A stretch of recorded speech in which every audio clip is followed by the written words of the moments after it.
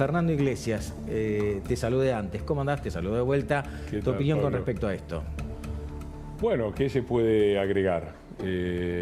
Venezuela está bajo una feroz dictadura que dentro de pocos días va a intentar revalidar el fraude porque va a asumir Maduro aduciendo que ganó las elecciones. Y las irregularidades las hemos registrado. Yo soy presidente de la Comisión de Relaciones Exteriores.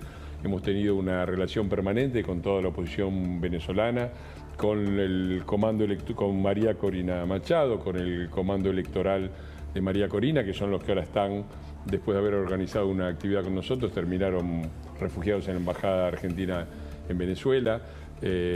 María Corina ha sido acusada de terrorista, así que imagínate un gobierno que hace eso, lo que puede hacer con un pobre gendarme argentino. Así que hay poco que agregar.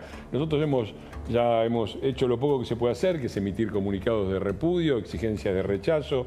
Yo promoví una de ese tipo en la Unión Parlamentaria Internacional, que reúne a legisladores de todo el mundo y fue con el apoyo de todo el grupo latinoamericano, pero claro, somos impotentes ante la realidad de una dictadura que está torturando. Recordemos el helicoide, al que le hemos dado también visibilidad con el proyecto Helicoide, que te permite entrar... El centro de detención venezolano, ¿no? En Caracas. Sí, es el centro de tortura más grande de Latinoamérica, la ESMA del gobierno de Maduro. Así que hay poco que decir, hay que seguir trabajando y por favor coincido con lo que dijo Leila, que los kirchneristas no se metan en esto, aunque están en el medio de esto, no es que se meten, están en el medio de esto, porque son los que tenían en Venezuela los negocios que circulaban por una embajada paralela, han sido cómplices de Maduro, han sido los que le han tomado deuda al 15% anual en dólares. Claro, si yo mal no recuerdo. Son cómplices de esto y bueno, por favor, que se mantengan lo más lejos posible porque los que tocan rompen. Me permito recordar cifras históricas. En el 2001, con 38% de pobreza, prendieron fuego el país para derrocar un gobierno no peronista.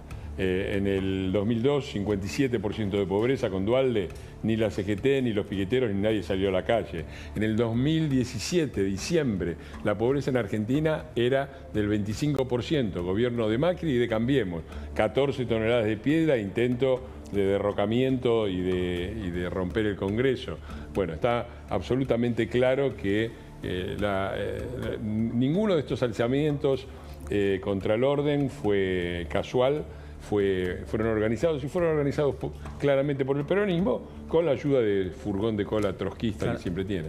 No, bueno, la Libertad Avanza. Para hacer una pregunta, Kicillof es economista de la Universidad de Buenos Aires. Y 8 millones de millones, ya no sé qué cifra es esa, una persona normal dice técnicamente deberían ser 8 millones, ¿no? 8 millones, yo estoy haciendo el cálculo. Deberían ser. Sí, no, parece que no, las multiplicaciones no le salen bien. Pero además, 8 millones de millones, si yo no hago mal la cuenta, son 8.000 millones de dólares. Él está diciendo que la provincia de Buenos Aires acumuló en un año del gobierno de Milei 8.000 millones de dólares. Está diciendo que le debe el gobierno nacional a la provincia de Buenos Aires 8.000 millones de dólares. Miren que es mucha plata, es la mitad de lo que vamos a tener que pagar por lo de YPF que hizo este señorito. Pero 8.000 millones de dólares en un solo año es mucho. Me permito dudar de la cifra y me permito dudar de la antigüedad de la deuda. ¿No será que viene de antes? ¿No será que la provincia de Buenos Aires está destruida? Porque desde 1987 hasta ahora pasaron, otra vez hago la cuenta mentalmente, 37 años, de los cuales 33 años gobernó el peronismo. No sé, son preguntas que uno se hace cuando escuchando a este señor, que aparte ni siquiera es de la provincia de Buenos Aires, porque lo tirás en Lanús y no sabe para qué lado queda Avellaneda. Pero además la acusación de que quieren confundir a la provincia de Buenos Aires. A ver, la provincia de Buenos Aires y todas las provincias se tienen que mantener sobre la base de recursos propios y de la coparticipación, ¿sí? La coparticipación, es cierto, la provincia de Buenos Aires está perjudicada por la ley Cafiero, me parece que era peronista, ese también de tu partido, Kichi. Y además, ¿cómo puede el gobierno? El gobierno está cumpliendo con la coparticipación y él tiene que recaudar sus impuestos en la provincia. ¿Cómo hace el gobierno para fundirlo? ¿No será que sistemáticamente vivieron de los fondos que les daba Duhalde, de los fondos que les daba Alberto por abajo de la mesa?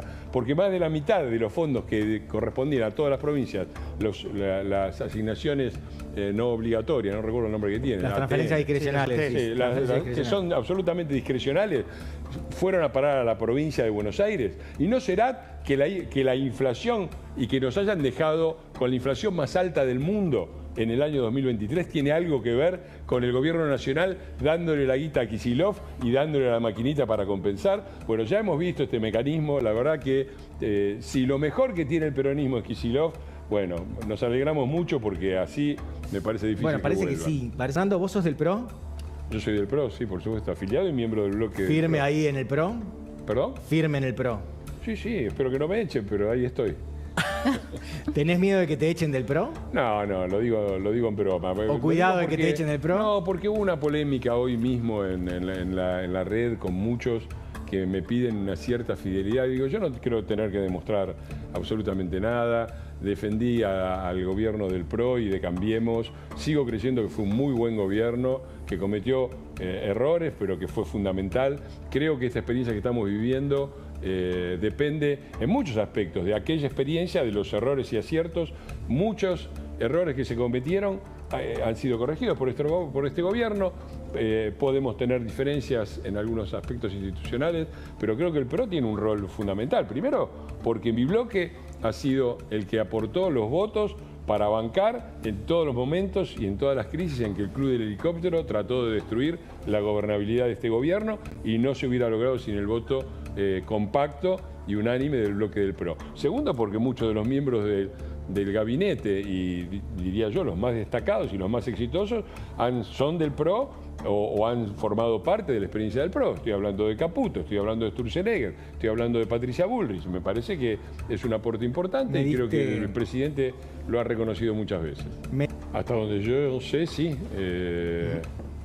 Por supuesto, vemos las cosas desde ángulos opuestos desde hace mucho. Cuando Larreta era dado por muchos como el presidente de facto, porque hubo un momento que parecía que iba a ser él, yo le dije claramente y en la cara, y lo dije públicamente, que iba a hacer todo lo posible para que él no fuera nuestro candidato. Y creo que es el gran responsable, el principal responsable. Primero, hoy se habla mucho de las traiciones a Macri. Empecemos por la de Larreta, que intentó dejarlo afuera de todo. Y recordemos también el esquema que tenía, porque cuando el PRO, hay que explicarse el fenómeno Milei, porque nace de una falencia nuestra, del PRO, que no supimos mantener la representación del cambio. El PRO era el cambio en el país, y en determinado momento eso se diluyó. Y creo que se diluyó sobre todo no en el final de la campaña. Cuando se perdió el gobierno en el año 2019, nosotros perdimos liderazgo opositor, porque en la ciudad de Buenos Aires estaba Larreta.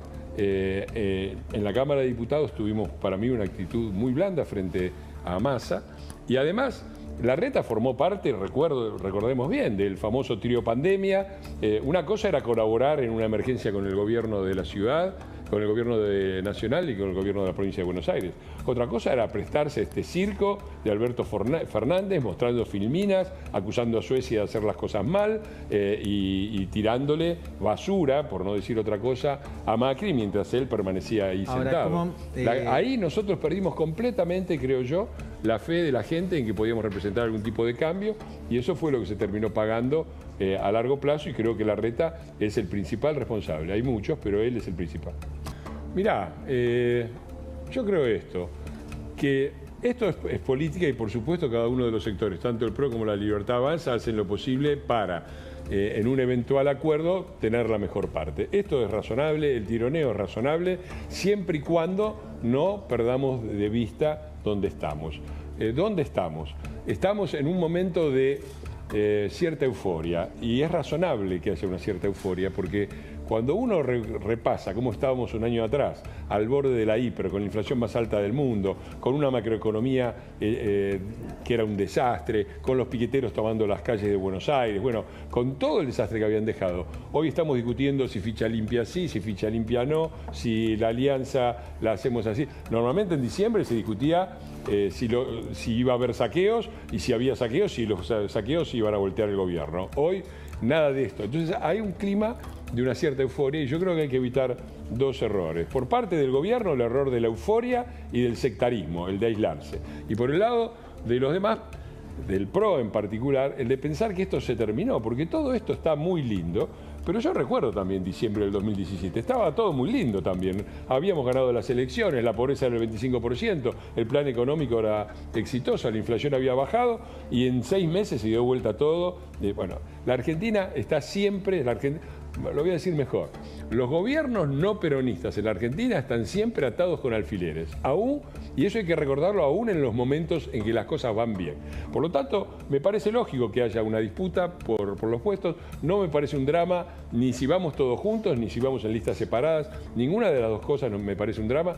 Me parece que es importante que los dos sectores sepan representar lo que son y lo que deben ser, que es una opción por el cambio, aun cuando mantengamos diferencias en algunas cosas. ¿Y se va a mantener unido el PRO o va a haber PRO con peluca, PRO y PRO antipeluca? No, mira, yo no lo pondría así. Primero, dijeron algo en la foto de los radicales que para mí es incorrecto. No era una reunión de los radicales. Ellos dicen los peluca. radicales, es verdad. No eran los radicales peluca. Era bastante más grande. Era el bloque radical con De Loredo, es cierto. Estaban también los radicales peluca, a los cuales la Unión Cívica Radical, el Comité Nacional, creo, les aplicó una sanción y los expulsó por, obviamente, la línea de Lustó, que era la que no estaba ahí, en una actitud, para decir poco, de purga stalinista. Entonces, a mí me parece razonable. A ver, este gobierno tiene el 8% de los senadores, el 15% de los diputados. Desde luego que se tiene que sentar a dialogar y a negociar con el PRO y con los radicales y con todos los que pueda para tratar de mantener un gobierno. Pero este también es uno de los problemas que tenemos los argentinos, porque por un lado decimos, no me gusta la rosca política, no me gusta que el gobierno ande ahí rosqueando y qué sé yo, y después le damos. ¿Vos sabés cuál es el bloque más grande de la Cámara de Diputados? El peronista. ¿Sabés cuál es el bloque más grande? Por gran diferencia de la Cámara de Senadores, el peronista. Sí. ¿Cómo no va a negociar el gobierno? No, tiene que hacer lo obviamente. posible. Lo que no tiene que hacer es traicionarse en la negociación. Y sentarse con los radicales y sentarse con el PRO es parte de lo que tiene que hacer, porque tiene que armar, tiene que sacar adelante el país con una minoría legislativa muy marcada. Sí. Los radicales con peluca se refiere a los que están muy cerca del gobierno, a los 5 que fueron expulsados, que los que fueron, etc. Pero lo que digo es esto. Hay que entender el nivel de provisoriedad con el que asumió este gobierno. Con macroeconomía, que era un desastre, la calle era un desastre, el poder político era exiguo. Estamos dando de a poquitito, con gran esfuerzo de todos los argentinos, dando vuelta a esto. No todo nos gusta, a mí me hubiera gustado que saliera ficha limpia, pero también espero que se cumpla la promesa del gobierno de tratar ficha limpia durante los primeros meses de la sesión que viene.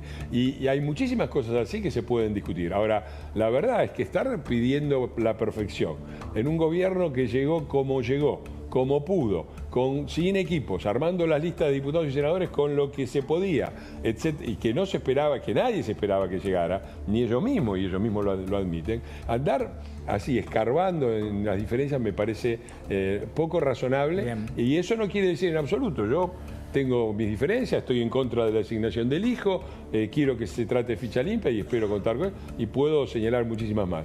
Una cosa no quita la otra, no perdamos de vista la provisoriedad y la fragilidad política de este gobierno, la falta de poder legislativo, ni un gobernador, ni un intendente, y enfrente está el club del helicóptero. Me parece que perder de vista esto es criminal. No. Sí, es importante, porque yo vuelvo a escuchar esta cosa de que, bueno, sí va a crecer, por ejemplo, Vaca Muerta, pero eso no va a generar mucho empleo. Los que dicen esto, y que no son, sobre todo el peronismo, que es su principal argumento, pero no solo, 5 minutos después dicen, no, la industria no puede crecer porque hay una restricción externa. La restricción externa, ¿qué es? Que no tenemos dólares para pagar lo que necesitamos para importar. O sea que para poder importar y que crezca la industria, los servicios internos, necesitamos tener dólares, que son los que da Vaca Muerta. Digo, ¿no se dan cuenta de la contradicción? ¿No se dan cuenta que el desarrollo de la minería, de los combustibles, tener un balance superavitario, tener muchos dólares que entren, aunque no haya demasiado empleo, que es otra discusión, en ese punto es fundamental para el desarrollo de todas las demás actividades productivas? Bueno, yo quiero que crezca todo, obviamente. Decir que crezca Vaca Muerta no alcanza. No fue una cosa tuya, pero escucho muchos argumentos. Ese argumento lo escucho siempre. Pero ¿cuántos puestos de trabajo hay por Vaca Muerta? Mirá, contá todos los demás de todas las industrias y todos los que necesitan importar para poder producir y necesitan dólares, que son los que pone Vaca Muerta.